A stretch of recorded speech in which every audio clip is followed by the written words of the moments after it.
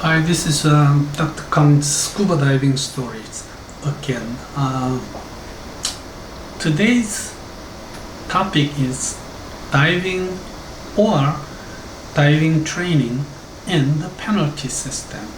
This is my system and I cannot force anybody, but if you feel this is a good idea, you can certainly accept this. Or some divers who still stick to their bad habit. You can have a chance to correct yourself after listening to this presentation. So today what I'm going to talk about is about the reinforcement and positive, negative. And also penalty is one of the methods to emphasize the skills or the habit or even the knowledge. And the situation that I make my student pay some penalty is when they call cylinder, air tank, an oxygen tank. A lot of people do this. I heard foreigners doing this too. It's not an oxygen tank, it's air tank. When my students put their masks on their forehead, they have to pay penalty. It has to be on your neck, or what I can accept is putting the mask in your back head and put the straps on the forehead. We'll talk about this more later. You cannot keep your tank or scuba unit attached to the tank standing without paying attention to it. My paying attention is actually keeping physical contact with the tank. Otherwise you have to lay it down. And when you don't do things with your body, I also give them penalty. What do I do with the penalty that they pay? We have a big party after the whole course is over. Let me just briefly mention the positive and negative reinforcement.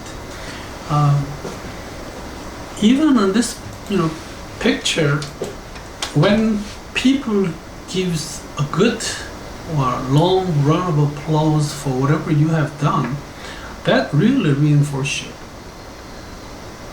But if you do this, maybe you cannot even finish your course. Nobody is happy to be reprimanded of. So in scuba diving, it's a very, very important truth that you don't do this, but do this. And what I do, the penalty, it's for concentration inducing, and as long as you make it very clear in orientation, they'll be very happy to pay or collect the penalty for the last day or party. There's some example that I wanted to give you on Boy or Harvard University and Wellesley Women's College in Boston, but let me skip that. First, when people call air tank an oxygen tank, because it is wrong. They have to change their concept on scuba diving from the first day. Korea, North and South, still on not good terms yet. In like 1968, 96, 98, there were some armed North Korean forces attacking east coast of Korea, and among them, like I think it was 98, they used a submersible vessel and a couple of soldiers were in wetsuit in a very cold winter, and they froze to death. Their body were found together with their scuba tanks. Korean broadcasting station KBS, they said 2 soldiers from North Korea with oxygen tank on their back. And again, probably CNN got the information from KBS, but CNN also called oxygen tank. What I hear even recently from many mass media, they still call our tank an oxygen tank. It's not true, right? So divers has to let your friends know that it is not an oxygen tank. You can never use oxygen tank underwater except you do some decompression at 6 meters. This is the only soldier from the north who was caught alive. For 2 months we fought very seriously, and many soldiers and policemen. It's a sad story, but out of 120 who attacked South, the only guy was caught alive. This is the submarine which was found on the East Coast. It wrecked, so they didn't really make it. Mask on forehead. It's except that you are under panic state. Mask on your forehead is not acceptable.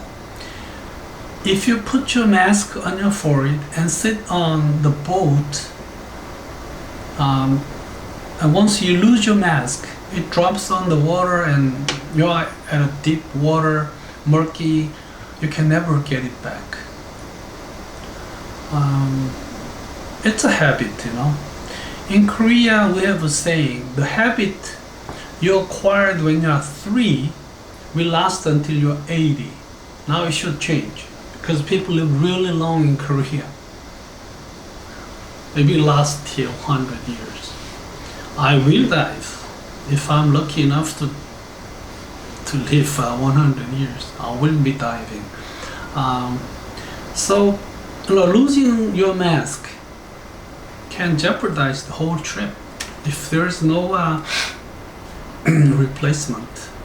So always put your mask on your neck, or at least for whatever reason, put the mask in your back head and strap on your forehead.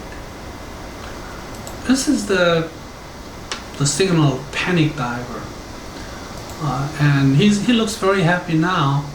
But when the boat really jumped up and down, his mask is gone and he couldn't dive. So another very important thing, keeping tank or scuba unit attached to tank standing. It can damage your tank, it can damage your regulator, boat, and diver. This is a very sad picture for me because he was my friend from medical school, and he passed away not because of this, but with his bladder cancer. But anyway, his fingertip, look at this one. It's a bruised fingertip because tank fell.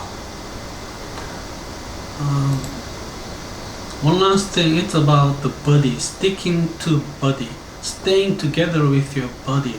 So what I do to make this a habit for my students, I make them come to classroom together.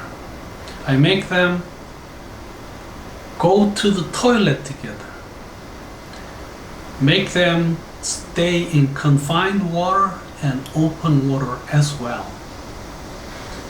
If they are doing very well, and when I'm very sure that they are ready to pass the final exam, just to give the habit of buddies doing together, I tell them to take the exam together. It's against maybe it's against the standard, but when I judge, it is okay, I do that. So this is something divers has to gain during your course. This is something the instructor has to give to your student. A very, very important habit of buddies doing together, diving together, entering, exiting from water together. So today I talked about my way of waging an open water diver course, and it is very important that open water diver students form or acquire good habit while they are taking the open water diver course. And thank you very much for listening, and hopefully I will be back soon enough. Thank you very much.